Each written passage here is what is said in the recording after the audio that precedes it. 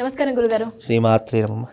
మకరం రాశి వారికి ఈ 2024లో ఎలా ఉంది తెలియజేయండి. తప్పకుండా అమ్మ. మకర రాశి వారికి గనక చూసుకున్నట్టయితే ఈ 2024లో శని ప్రభావం అనేటువంటి తగ్గుముఖం బట్టి అదృష్ట యోగం అనేటటువంటిది చాలా పుంజుకునే అవకాశము మకర రాశి వారి జాతకంలో ఏర్పడబోతుంది.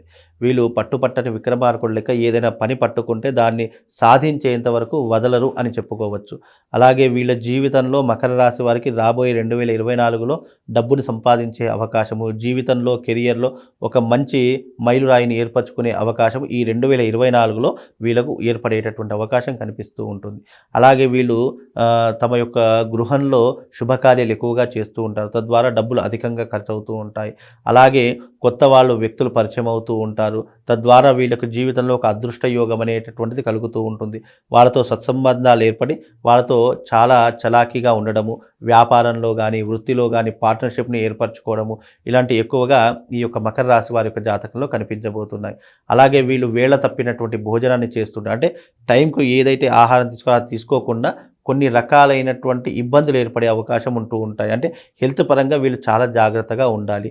అలాగే వీళ్ళ యొక్క పరిస్థితి కనుక 2024లో చూసుకుంటే ఈ మకర రాశి వారికి మార్చ్ ఏప్రిల్లో చాలా అద్భుతమైనటువంటి యోగం కలిగే అవకాశం ఉంటూ ఉంటుంది.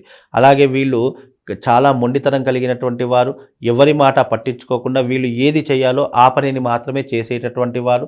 అలాగే వీళ్లకు మానసిక స్థైర్యం అనేటటువంటి చాలా ఎక్కువగా ఉంటుంది. ఏదైనా సాధించగలను అనేటటువంటి ధైర్య సాహసాలు ఈ మకర రాశి వారికి చాలా మట్టుకు కనిపిస్తూ ఉంటాయి. కానీ వీళ్ళ జీవితంలో ఏంటి అంటే ఒక రోజులో చేయవలసినటువంటి పని దాదాపుగా 10 రోజులు పొడిగిస్తూ ఉంటారు. అంటే ఏదైనా నిదానంగా నెమ్మదిగా చేసుకుంటూ వెళ్తారు. తద్వారా ఏంటంటే వచ్చే అవకాశాలు కూడా చాలా ఆలస్యంగా వస్తూ ఉంటాయి.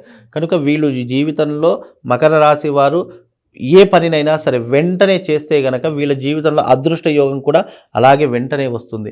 అలాగే వీళ్ళు నమ్మి మోసపోయేటటువంటి వాటిలో వీళ్ళు మొదటిగా ఉంటూ ఉంటారు మకర రాశి వారు.